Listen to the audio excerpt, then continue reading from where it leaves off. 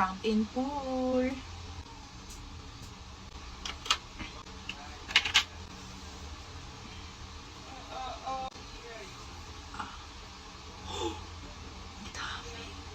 This is my milk output sa right side ng aking breast. And this is my output naman dito sa left side ng aking breast. Nilagay ko na yung iba sa dede ni baby kasi kagigising niya lang. And gutom na siya. Kaya ganit na lang siya kadami. Maglalagay ulit tayo dito sa bottle since 4 hours naman yung lifespan nitong milk.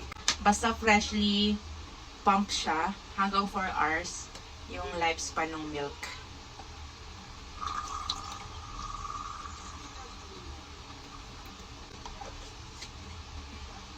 And yung iba, isasali natin dito sa bottle storage.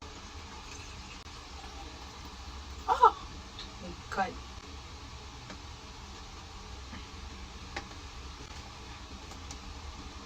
$130 ml na to.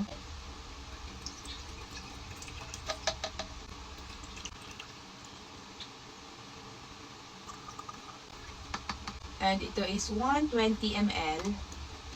And itong nasa bottle ni baby is 90 ml. Bale, 300 plus ml yung na-pump ko ngayon kasama na yung nadede ni baby.